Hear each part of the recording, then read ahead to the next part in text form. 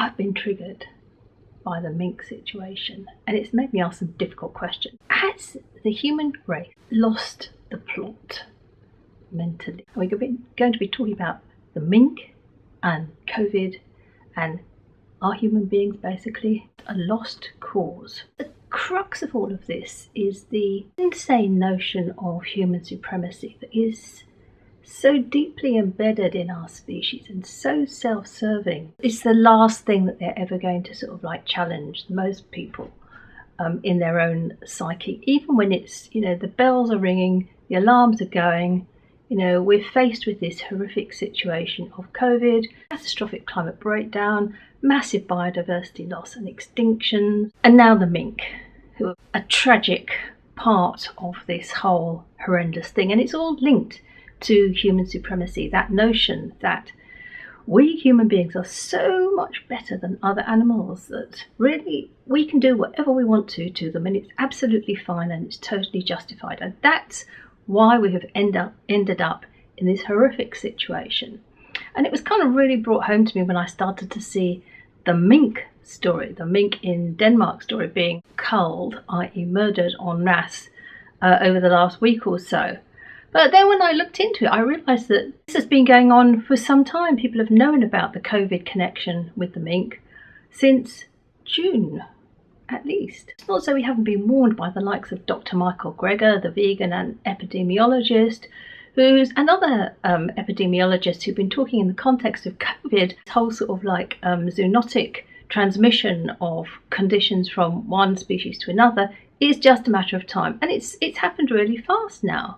You know, so we knew about the pandemic, the COVID-19 in January, February, and now it's like, well, June, it's November now, but June, the mink situation was starting to go on. I'm just going to give you a bit of a timeline about the whole mink thing, because I think it's quite interesting to see the degree to which people knew about it, and then basically it's been totally ignored, and then suddenly it's like, oh, shock horror, you know, we've got to kill millions and millions of mink. Oh dear, farmers crying. They're the mink murderers anyway. Millions of innocent mink are being killed. It's in the US, it's in Spain, it's in Sweden, Italy, Netherlands, and now Denmark.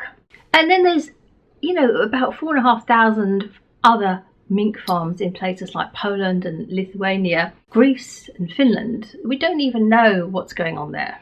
A variant of COVID-19 was picked up amongst these sort of mink breeding and killing establishments. They're not farms. Danish story sort of sparked a whole pile of other research that I did. And farmers appeared on Danish TV crying. For those of us old enough to remember the mad cow disease and BSE situation in the UK in the 1980s, 1990s, you had the farmers crying in front of the piles of the dead bodies of the cows who'd been, I think it was like 4.5 million were killed because of the disease, mad cow disease so-called, which came from basically ground up parts of sheep and cows being fed to cows. Then it transmitted to humans, and quite a few humans, about 100 or so, got it, and it was really horrendous, and that's why 4.5 million cows were so-called culled.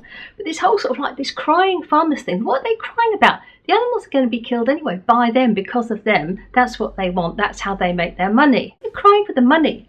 But the impression given by the farmer-friendly and the speciesist and human supremacist media is that, oh, these poor farmers are crying because they care so much for the mink and they care so much for the cows. No, they care so much for the money. And the entire mink population of Denmark is apparently going to be culled, and the culling started a while ago.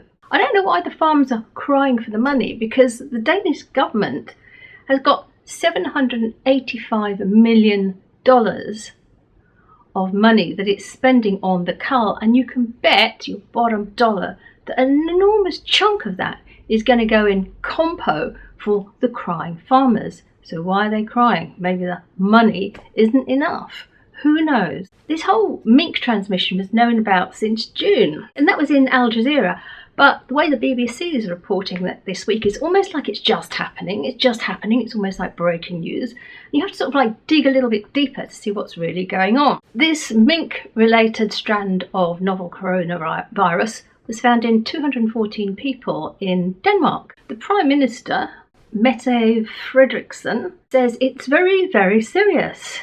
The mutated virus in mink can have devastating consequences worldwide. So this is unusual.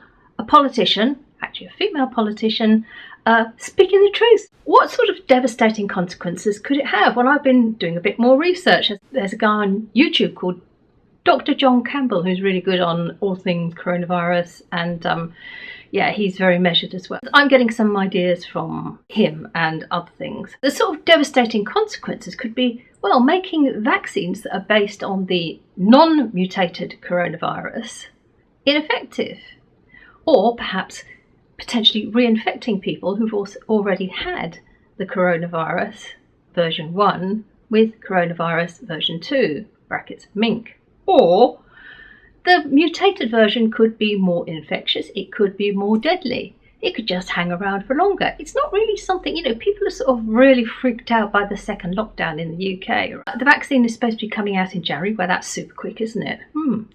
And surely we should be taking every single step, like stopping these intensive animal operations. What's stopping us? It's the two evils, neoliberalism and the push for profits at all costs, and speciesism, human supremacy. That's what's stopping any sort of like sensible, coherent action. Why are we only hearing about it? On August the 18th, there's an American publication called Science, and they were reporting about it in the US. So the US has had the Mink coronavirus variant. The US publication Science reported that there were COVID-struck mink farms in Utah. The farmers were saying they had deaths amongst the mink like they'd never seen before. There are 245 mink farms in 22 states and 2.5 million pelts. That's the skinned bodies of sentient beings who are anally electrocuted for profit. 2.5 million of them produced in the US every year. There were also infections, as I said, in June in Denmark, the Netherlands and Spain. The authorities apparently were concerned that mink could harbour the virus indefinitely, enabling infections to persist among farm animals and potentially spread to humans. The Dutch government reported multiple cases of transmission from mink to farm staff. Likewise, several workers on the Utah farms have been confirmed with COVID-19. So it's going backwards and forwards.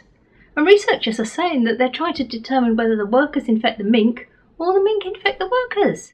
And some of the farms are on a 30-day quarantine. According to the Utah State's chief vet, Dean Taylor, he says mink cases have big implications and are worthy of everyone's attention. Well, yeah, I'm giving it some attention, you're giving it some attention, but what about the governments? Maybe just stop it all, stop using all animals.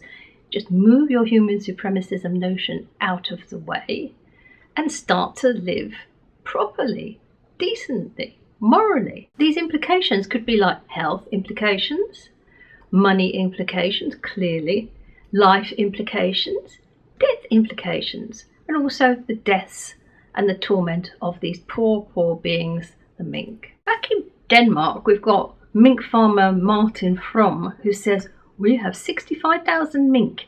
In the coming week, all will be put down." It seems very unjust. He's really referring to the loss of livelihood there. But again, the way it's reported, it's almost like he cares about the mink and he thinks it's wrong. But he's really saying, well, where's the money, mate? It's unjust. It's our income. That's what we care about. Of course, that's what people do care about. There's nothing wrong with making a living, but there are decent ways of making a living and, exploitative and horrendous ways of making a living. And the only difference in the Danish situation is that when the animals are killed to be used, they're anally electrocuted. How bloody horrendous is that? And how did somebody ever think of that? What kind of a mind would think of that? Rather than that, they're going to be stuffed into boxes and gassed with carbon monoxide. It's certainly unjust. I would say it's super unjust for the poor mink, obviously. Human supremacy is unjust for all species. The billions of other sentient beings at the wrong end of human supremacism. And basically, this human supremacism is anti all life on Earth. I mean, that's the ghastly thing. It's not just about us. It's not just about all the other animals. It's about ecosystems. It's about catastrophic climate change, biodiversity loss and system collapse. You know, we've got one rogue, clearly collectively insane. You know, argue with me in the comments. Tell me why this isn't so, please. I'd love to hear your reasons why we're not collectively insane species. Basically trashing the entire planet, you know, for millennia. All animals, including human animals, live together in relative harmony. You didn't have one rogue species decimating not only the other species, but the entire natural environment. Then Homo so-called sapiens has basically turned what was a beautiful, peaceful planet into, it's becoming a kind of hell. You know, it's been devastated, broken, mined, fracked, extracted, and billions of other beings exterminated for no reason other than profit, and we can. And that stems from this fundamental notion of human supremacy, which some people like to call speciesism. Crazed notion that human animals are so fundamentally different and so fundamentally amazing and so fundamentally much better than any other being on this planet, that gives us carte blanche to do whatever we want to do to them, to the environment, whatever. Off we go. You know, chop it down, drill it, poison it, kill them in their millions, billions. We're humans. We do that. We rock. And this is bringing us to the system that we live in, the ecosystem that we're living in now, to the edge of collapse, and it's moving very fast in that direction. So what can we do about this? Well, I think fundamentally humans need to basically collectively hang our heads in shame and acknowledge the reality of what we're doing and what we've done. And I personally feel ashamed every time I think about this, which is usually, you know, at least once a day. Non-vegans, hello, you need to just wake up and acknowledge the truth. Acknowledging what we've done is key to being able to move on, unless we admit it to ourselves, and that's difficult, and to others. You know, how can we ever move on in any realistic way? Non-vegans need to just basically cut out the comforting lies, the self-serving lies, and become vegan. And it's not about purity politics. It's about a fundamental respect for all life.